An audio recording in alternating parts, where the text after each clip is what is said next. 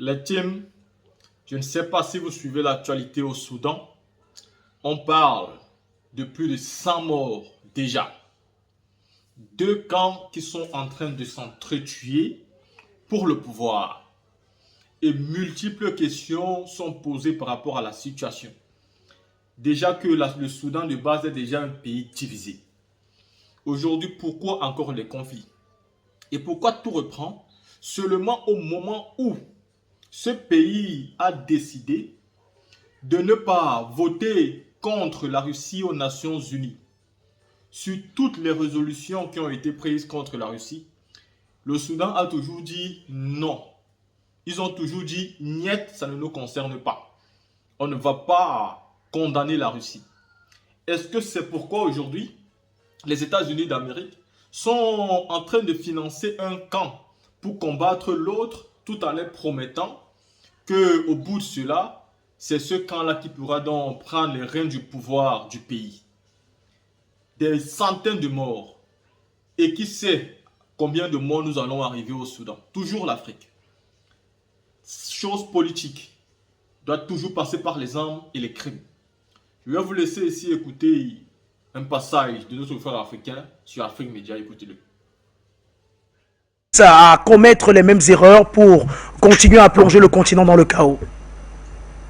Alors, tout d'abord, permettez-moi de vous annoncer quelques informations que je viens d'avoir parce que, comme vous avez pu le voir, j'étais dans l'émission, ensuite je me suis déconnecté parce qu'il fallait que j'aille chercher des informations à propos du Soudan.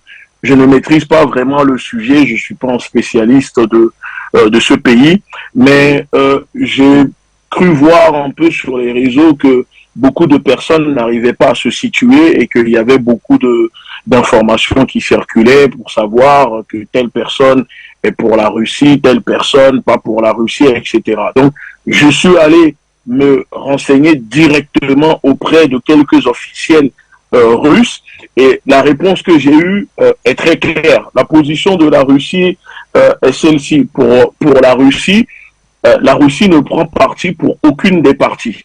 Donc, selon les officiels avec qui j'ai discuté avant de rentrer dans l'émission, ils m'ont fait comprendre que la Russie ne prend aucune partie dans ce conflit qui, selon la Russie, est un conflit interne. Et donc, pour eux, c'est aux Soudanais de dépasser leurs différends, leurs égos pour régler leurs problèmes.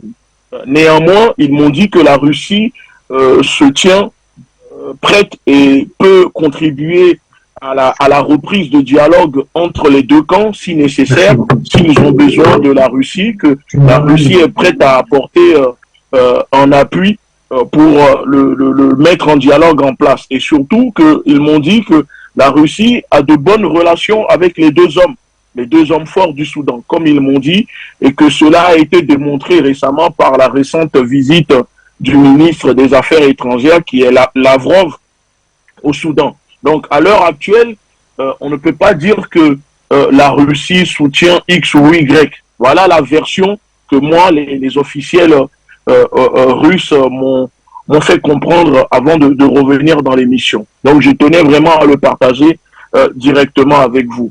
Ensuite, pour ce qui concerne les Africains, votre question, vous savez, moi j'ai l'impression que les Africains ne retiennent pas suffisamment la leçon. On ne retient pas le passé.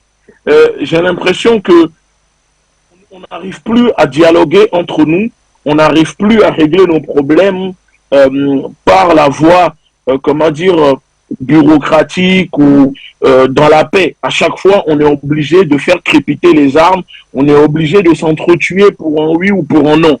Et avant de prendre la parole, j'écoutais le monsieur qui était qui analysait, qui parlait, je pense, depuis l'Algérie. Il expliquait vraiment les choses. Aujourd'hui, c'est vraiment un problème d'ego entre deux personnalités, deux personnes qui dirigent le pays, que ce soit l'un ou l'autre, ce sont des Soudanais. Donc, subitement, le fait que une partie se lève et parle, moi, ce qui me dérange surtout, c'est de voir le chef du FSR. Il insiste beaucoup sur le mot démocratie, démocratique, démocratie, etc. Et aujourd'hui, nous savons tous que en Afrique, c'est la démocratie du néocolonialisme. Ce n'est pas la démocratie souveraine. mais c'est la démocratie du néocolonialisme. Donc, est-ce qu'aujourd'hui, on peut encore faire confiance à des gens qui brandissent le drapeau, le mot démocratie, démocratie, etc. Sachant que les deux, à la base, sont des alliés. Ce sont des gens qui sont alliés à la base, qui sont frères à la base. Donc, pourquoi subitement l'autre veut renverser l'autre, etc. Et de plus, les informations que moi j'ai pu avoir, il semblerait aussi que, vous savez, les États-Unis, l'Empire américain, vous savez comment les États-Unis aiment, comment dire, diviser pour mieux régner. Donc, moi, les échos que j'ai pu avoir aussi, il semblerait peut-être que les États-Unis tentent de semer un peu la zizanie entre les deux hommes. Vous voyez, donc peut-être, est-ce que les États-Unis sont en train de promettre aux responsables du FSR qu'il peut devenir président et prendre la tête du pays ou mettre un de ses gars à la tête du pays? Il faut creuser là-dessus aussi. Mais c'est vraiment désolant de voir que les Africains, dès qu'il y a un problème, on est obligé de le régler par les armes. Et tout à l'heure, le monsieur qui intervenait parlait de l'Union africaine. J'avais pris la parole dès le premier jour en expliquant cela, que moi j'ai plutôt l'impression que l'Occident tente de faire une chasse à l'homme aux pays qui sont, comment dire, désignés comme des alliés de la Russie. Parce que depuis le début du conflit en Ukraine, on le sait que le Soudan, à l'ONU, ne vote pas, comment dire, contre la Russie. Au contraire, le Soudan a pris parti directement dans ce conflit. Et donc cela dérange énormément les États-Unis. Et surtout que il y a peut-être une base navale de la Russie qui sera installée dans le pays. Donc, quand on voit ces facteurs, il y a des raisons que les États-Unis tentent peut-être à semer le chaos. Mais au-delà du rôle joué par les États-Unis, où est l'Union africaine? L'Union africaine, parce que encore une fois, nous sommes là, on observe, comment dire, des frères en train de s'entretuer. L'Union africaine n'est pas là pour ramener la paix, pour convoquer les deux camps, pour trouver une solution et apporter le calme dans le pays. Encore une fois, ce sont nos bourreaux, hein, les Occidentaux, l'Union européenne, les États-Unis, ceux qui financent les guerres en Afrique, ceux qui partitionnent, qui divisent le continent, ce sont encore eux qui viendront régler ce problème au Soudan. Et c'est encore eux qui viendront dire, ah non, on demande au calme, on appelle ceci. Mais l'Union africaine, là-dedans, on n'entend quasiment pas parler de l'Union africaine. C'est comme si on sait déjà que l'Union africaine est une coquille vide, mais on a l'impression que diplomatiquement ou politiquement parlant, l'Union africaine n'a pas de poids, ne peut même pas convoquer des chefs d'État ou apporter la paix dans un pays sans forcément que ce soit encore nos bourreaux qui viennent régler ces problèmes. Et moi, ça me dérange fortement. C'est quelque chose qui me dérange. Je pense que les États africains, vous savez, je le dis depuis le début de ce conflit, que l'unité politique de l'Afrique est une obligation.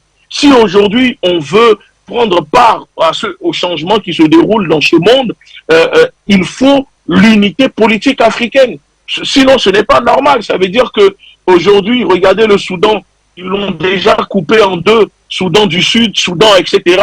On va se réveiller demain, il y aura encore un autre pays dans le même pays. Alors que, mais jusqu'à quand? J'ai l'impression que tous les 5 ans ou 10 ans, il y a un nouveau pays qui sort en Afrique.